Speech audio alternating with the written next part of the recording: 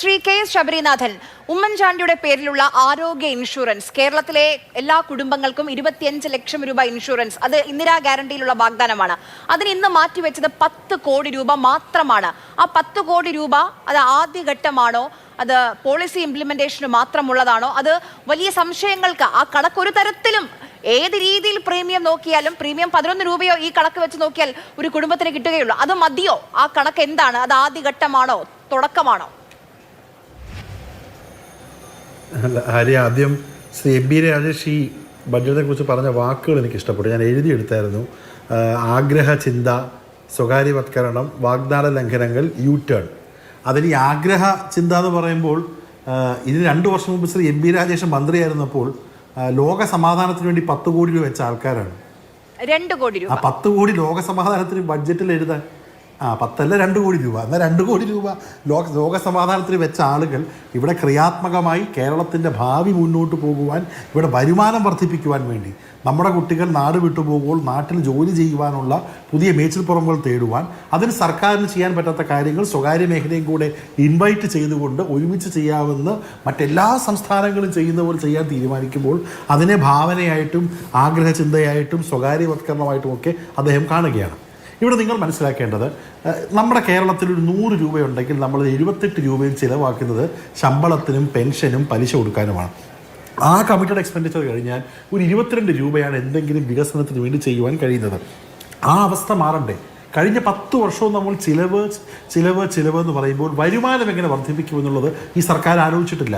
വരുമാനം വർദ്ധിപ്പിക്കണമെങ്കിൽ കൂടുതൽ ഇൻഡസ്ട്രീസ് വരണം, കേരളത്തിൻ്റെ സാഹചര്യത്തിൽ ഉതകുന്ന പുതിയ സ്ഥാപനങ്ങൾ വരണം, അതിന് കൂടുതൽ തൊഴിലവസരങ്ങൾ വരണം, അതിന് കൂടുതൽ പ്രൈവറ്റായിട്ടുള്ള ക്യാപിറ്റൽ ഇങ്ങോട്ട് വരണം. അതോടൊപ്പം തന്നെ നമ്മുടെ മാരിടൈം, നമ്മുടെ കടൽ ഉൾപ്പെടെയുള്ള ബ്ലൂ ഇക്കോണമി, ഈ പറഞ്ഞ സിൽവർ എക്കോണമി അടക്കമുള്ള ആശയങ്ങൾ ഇതൊരു യാഥാർത്ഥ്യമാണ്.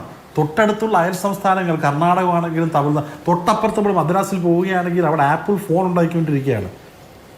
ആപ്പിൾ ഫോൺ ഇന്ന് ഇന്ത്യയിൽ ലോകത്തുണ്ടാക്കുന്ന ആപ്പിൾ ഫോൺ ഉണ്ടാക്കുന്നത്, കമ്പനി ഉണ്ടാക്കുന്നത് ഹൈദരാബാദിലും മദ്രാസിലും ഇരുന്നാണ്. വലിയ ഫോക്സ്ട്രോണിൻ്റെ ഫാക്ടറികൾ വന്നു. അത്തരത്തിൽ വലിയ ഫാക്ടറികൾ വരാൻ സാധ്യത ഇവിടെ ഇല്ലെങ്കിലും നമുക്ക് ആനുപാതികമായിട്ട് തൊഴിലവസരങ്ങൾ വേണ്ടേ, പുതിയ ക്യാപിറ്റൽ വേണ്ടേ? അതിനു വേണ്ടിയുള്ള മേച്ചിൽപ്പുറങ്ങൾ തേടുക എന്നുള്ളത് നമ്മൾ എന്തു പറഞ്ഞാലും അത് യാഥാർത്ഥ്യമാണ്. കേരളത്തിൽ 102 സീറ്റിൽ UDF വിജയിച്ചത് അത്തരത്തിൽ പുതിയ അവസരങ്ങൾ കേരളത്തിൽ വന്ന് ഈ ഐഡിയോളജി പറഞ്ഞുകൊണ്ട് കേരളത്തെ പിന്നോട്ടടിക്കുന്നതിന് പകരം ഇവിടെ ആളുകൾക്ക് തൊഴിലും വികസനവും വേണം എന്നുള്ളൊരു ബോധം ഇവിടുത്തെ LDFകാർക്കുള്ളതുകൊണ്ടാണ് അവർ നമുക്ക് വോട്ട് ചെയ്യുന്നത്. അപ്പം അതിനുവേണ്ടിയുള്ള കാര്യങ്ങൾ ചെയ്തു പോകും. സ്വകാര്യവത്കരണം നമ്മൾ ചെയ്യുകയില്ല, പക്ഷേ സ്വകാര്യ മേഖലയിലുള്ള PPP അടക്കമുള്ള ഇൻവെസ്റ്റ്മെൻറ്റ് നമ്മൾ ചോദിക്കും. ഇനി രണ്ടാമത്തെ കാര്യം, നിങ്ങൾ പറഞ്ഞ ഇന്ദിരാ ഗ്യാരണ്ടി, 5 ഇന്ദിരാ ഗ്യാരണ്ടികളാണ് പറഞ്ഞത്. അതിൽ KSRTC പറഞ്ഞു. ഇനി ഉമ്മൻചാണ്ടി സാറിൻ്റെ പേരിൽ ഇൻഷുറൻസ്, നിങ്ങൾ മനസ്സിലാക്കേണ്ടത് ആദ്യം പറയുന്ന 10 കോടി രൂപ എന്നുള്ളത് അതിനുള്ള ആ പ്രപ്പോസൽ പഠിക്കുവാനും പൈലറ്റ് നടപ്പിലാക്കാനുമുള്ള ഒരു എമൗണ്ട് മാത്രമാണ്. നിങ്ങൾ ആലോചിച്ച് നോക്കേണ്ടത്, ഈ ഉമ്മൻചാണ്ടി സാറിൻ്റെ പേരിലുള്ള ഇൻഷുറൻസ് പദ്ധതി ലോകത്തിന് തന്നെ, എൻ്റെ വാക്കുകൾ കുറിച്ചുള്ളൂ, ലോകത്തിന് തന്നെ മാതൃകയാകാൻ പോകുന്ന ഒരു പബ്ലിക് ഹെൽത്ത് പ്രോഗ്രാമാണ്. വേറെ എവിടെയാണ് ഒരു രാജ്യത്തുള്ള എല്ലാ ആളുകൾക്കും ഈ പറയുന്ന പോലെ ശമ്പളം നോക്കാതെ, ജാതി നോക്കാതെ, മതം നോക്കാതെ, പ്രായം നോക്കാതെ, മെഡിക്കൽ ഹിസ്റ്ററി നോക്കാതെ ഇവിടെയുള്ള 80 ലക്ഷം കുടുംബങ്ങളിലുള്ള 3 കോടി ആളുകൾക്കും എല്ലാവർക്കും ഇൻഷുറൻസ് കൊടുക്കാൻ പോവാണ്. ലോകത്തിലൊരു പ്രൈവറ്റ് കമ്പനി 25 ലക്ഷത്തിന്റെ ആരോഗ്യ ഇൻഷുറൻസ് രാജസ്ഥാനിൽ പ്രഖ്യാപിച്ചിരുന്നു. അന്ന് അശോക് ഗെഹ്ലോട്ട് മുഖ്യമന്ത്രിയായിരുന്നപ്പോൾ ബജറ്റിൽ മാറ്റിവെച്ചത് 2100 കോടി രൂപയാണ്. ഞാൻ അതിലേക്ക് വരാമായിരുന്നു. ഇതിപ്പോൾ ഫസ്റ്റ് ഇയർ നമുക്ക് അവസാനമുള്ള 6 മാസം ഇതിനെക്കുറിച്ച് പഠിക്കുവാനും, ഇത് വളരെ കോംപ്ലക്സ് പ്രോസസ്സാണ്. ഇത്രയും വലിയൊരു ഇൻഷുറൻസ് പ്രോജക്റ്റ് നടക്കണമെങ്കിൽ അത് ഭാവിയിൽ ലോകത്തിന് മാതൃകയാവണമെങ്കിൽ കുറേ പഠനങ്ങളും കുറേ പൈലറ്റുകളും ആവശ്യമുണ്ട്. അതിനുള്ള 10 കോടി രൂപയാണെന്നുള്ളത് കൃത്യമായിട്ട് ബഹുമാനപ്പെട്ട മുഖ്യമന്ത്രി ബഡ്ജറ്റ് കഴിഞ്ഞുള്ള പ്രസ് കോൺഫറൻസിൽ പറഞ്ഞു. അതിനും ആ പഠനങ്ങൾ കഴിഞ്ഞ് വരുന്ന വർഷങ്ങൾ നമ്മൾ തീർച്ചയായിട്ടും അത് ഇംപ്ലിമെൻറ്റ് ചെയ്യും. നാളെ കേരളം ഈ പദ്ധതി ഇംപ്ലിമെൻറ്റ് ചെയ്യുകയാണെങ്കിൽ, സക്സസ്ഫുള്ളായി ഇംപ്ലിമെൻറ്റ് ചെയ്യുകയാണെങ്കിൽ, തമിഴ്നാട്ടിൽ വിജയുടെ TVK സർക്കാർ ഈ ഒരു മാനിഫെസ്റ്റോയിൽ പറഞ്ഞിട്ടുണ്ട്. അപ്പോൾ 2 സംസ്ഥാനങ്ങൾ ഈ പ്രോജക്റ്റ് ചെയ്യുകയാണെങ്കിൽ നിങ്ങൾ ഓർത്തോളൂ, എഴുതി വെച്ചോളൂ, ലോകത്തിൻ്റെ തന്നെ, ഇന്ത്യയുടെ തന്നെ പബ്ലിക് ഹെൽത്തിൽ ഏറ്റവും വലിയ പ്രോഗ്രാമായിട്ട് മാറും. അങ്ങനെയുള്ള പ്രോജക്റ്റ് ചെയ്യാൻ വേണ്ടി പഠനമില്ലാതെ വെറുതെ കയറി ചെയ്യാമോ? ഇവർ കേരളത്തിൽ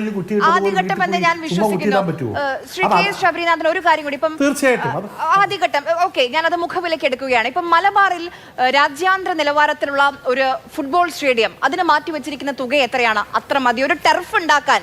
ഇവിടെ തിരുവനന്തപുരത്തൊക്കെ നമ്മുടെ ആളുകൾ വൈകുന്നേരം പോയി കളിക്കുന്ന ഒരു ടർഫ് ഉണ്ടാക്കാൻ മതിയാകും ആ തുക?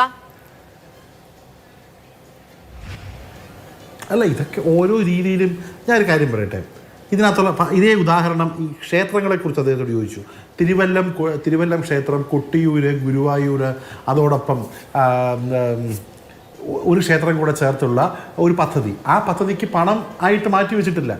ഇത്തരത്തിലുള്ള ക്ഷേത്രങ്ങൾ ഡെവലപ്പ് ചെയ്യണമെങ്കിൽ അതിനെ സഹായിക്കാൻ വേണ്ടി ധാരാളം സംവിധാനങ്ങളുണ്ട്. നാളെ മലബാറിൽ ഞാൻ ചോദിക്കുകയാണ്, നാളെ മലബാറിൽ ഒരു ഇൻ്റർനാഷണൽ സ്റ്റേഡിയം വരണമെന്നുണ്ടെങ്കിൽ അതിന് സഹായിക്കാൻ ഇവിടുത്തെ NRI ആളുകൾ വേണ്ടേ? ലക്ഷക്കണക്കിന് NRIമാർ അല്ലെങ്കിൽ ഇവിടുത്തെ പ്രധാനപ്പെട്ട ബിസിനസ്സുകാർ അല്ലെങ്കിൽ സ്ഥാപനങ്ങൾ സഹായിക്കാൻ വരത്തില്ലേ? എനിക്ക് തോന്നുന്നുണ്ടോ മലബാറിൽ നിങ്ങളുടെ നാട്ടിൽ ഒരു സ്റ്റേഡിയം വരികയാണെങ്കിൽ ആ നാട്ടിലെ ഏറ്റവും സമ്പന്നരായിട്ടുള്ള NRI പങ്കാളിത്തം തേടുന്നുണ്ട് എന്ന് പറഞ്ഞു കണ്ടില്ല. അതുകൊണ്ടാണ് ചോദിച്ചത്. 50 കോടിയാണ് അരുണാചൽ പ്രദേശിൽ ഇപ്പോൾ 20,000 ആളുകളെ ഉൾക്കൊള്ളിക്കുന്ന ഒരു സ്റ്റേഡിയത്തിന് നിർമ്മാണം നടക്കുമ്പോൾ 300 കോടിയാണ് അവിടെ ചെലവ്. ഇവിടെ 50 കോടിയാണ് മലബാറിൽ മാറ്റി വെച്ചിട്ടുള്ളത്. അതെ ഞാനത് പറയുന്നത് ഇതൊരു നിങ്ങൾ സ്ഥിരം കാണുന്ന ഒരു വികസന പരിപ്രേക്ഷയെ കാണുന്നത് കൊണ്ടാണ് ഈ ചോദ്യങ്ങൾ ചോദിക്കുന്നത്. ഞാൻ പറയുന്നത് ഈ പ്രോജക്ട്സ് നിങ്ങൾ ഡെവലപ്പായി വരുമ്പോൾ ഇത് ഗവൺമെൻറ്റിന് ചെയ്യാനുള്ള ബേസിക് കാര്യങ്ങൾ ഇതിന് നിങ്ങൾ മനസ്സിലാക്കേണ്ടത് ഗവൺമെൻറ് ഒരു 10 കോടി രൂപ ചിലവാക്കിക്കൊണ്ട് ഒരു 300 കോടി ഇൻവെസ്റ്റ്മെൻറ്റ് വരില്ല എന്ന് ആര് കണ്ടു? ഇങ്ങനത്തെ മോഡലാണ് പലയിടത്തും നടക്കുന്നത്.